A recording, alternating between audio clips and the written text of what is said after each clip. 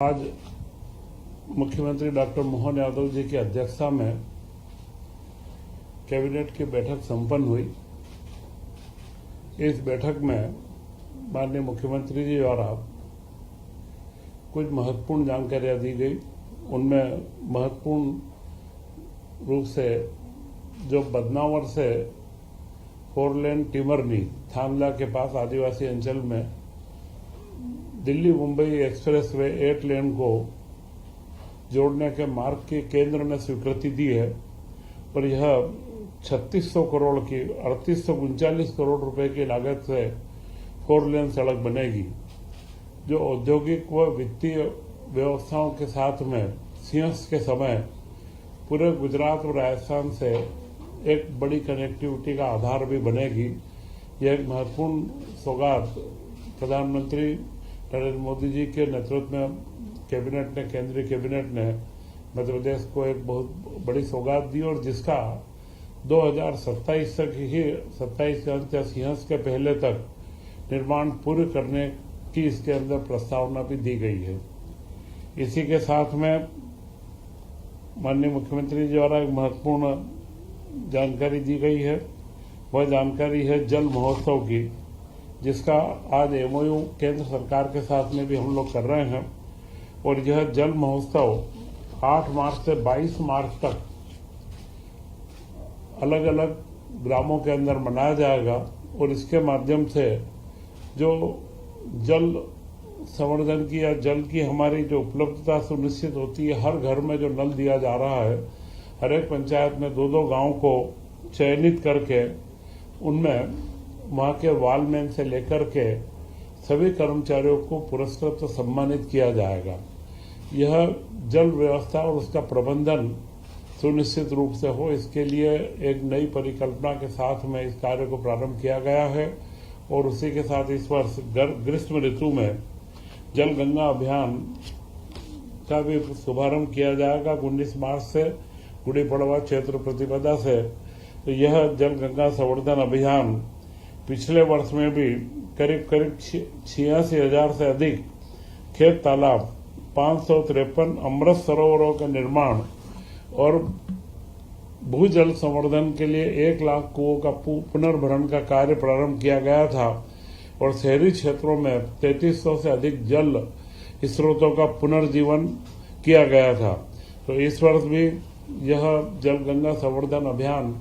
के अंदर सारे जनप्रतिनिधि हर जिले में ग्राम पंचायत और गांव तक हर जगह पर मनाया जाएगा। और कैबिनेट के अंदर आज महत्वपूर्ण रूप से जो निर्णय लिए गए हैं, उन निर्णयों के अंदर गेहूं उपार्जन का जो 40 रुपए का बोनस दिया गया है, वह मुख्यमंत्री जी की घोषणा थी, उसको कैबिनेट के द्वारा मंजूरी दी गई और वह 2625 रुपए में गेहूं का उपार्जन अब प्रारंभ कर दिया जाएगा और इसके लिए जो भी अतिरिक्त राशि की व्यवस्था है उसका पूरा व्यवस्था इसके अंदर की जाएगी।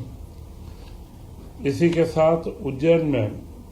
चिमनगंज मंडी चौराहे से इंदौर रोड तक एक एलिवेटेड 4 लेन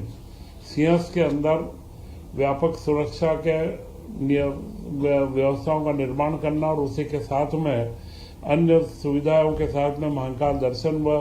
भीड़ के जो क्राउड मैनेजमेंट के अंदर जो एक महत्वपूर्ण रोड रहेगा, ये 5.5 किलोमीटर का 2 लेन का एलिवेटेड कॉरिडोर 945 करोड़ रुपए की लागत से बनाया जाएगा। इसकी मंजूरी भी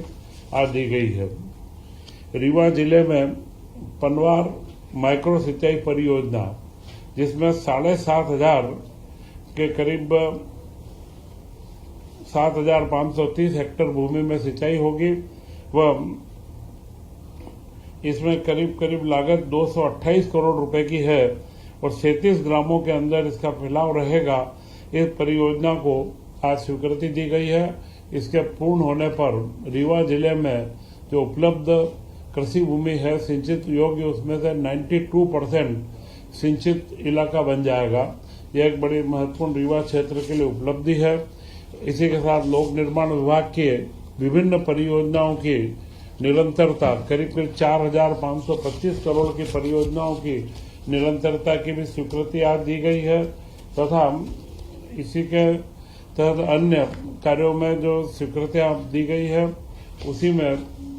मध्य प्रदेश सरकार के जो लगातार वित्तीय प्रबंधन में मध्य प्रदेश सरकार को एक अच्छा सम्मानजनक स्थान प्राप्त हो रहा है, जानकारी दी गई तथा ईरान के युद्ध के चलते हुए भी मध्य प्रदेश के अंदर स्थिति गैस की सप्लाई की पूर्ति तीनों ऑयल कंपनियों के साथ में शासन का निरंतर एक संपर्क बना हुआ है और उपलब्धता और मध्य प्रदेश के अंदर पर्याप्त कंज्यूमर के लिए हमारे पास में गैस भंडार गैस की उपलब्धता हमारे पास पर्याप्त है, इसलिए इसके बारे में और कलेक्टरों को भी निर्देशित किया गया और अच्छे समन्वय के साथ में हम इस कार्य को आगे बढ़ा रहे हैं। यह सारे निर्णय आज की कैबिनेट में मुख्यमंत्री डॉक्टर मोहन यादव जी के नेतृत्व में लिए गए और उन्होंने संपूर्ण प्रदेशवासियों को परसों जो गुड़ी पड़वा का पर्व है हिंदू नव वर्ष की चैत्र प्रतिपदा पर पूरे प्रदेश को बहुत बहुत शुभकामनाएं दी है और अगले वर्ष में प्रदेश निरंतर आर्थिक गति व आम आदमी के विकास के लिए हम आगे बढ़ेंगे, यह शुभकामनाएं प्रेषित की।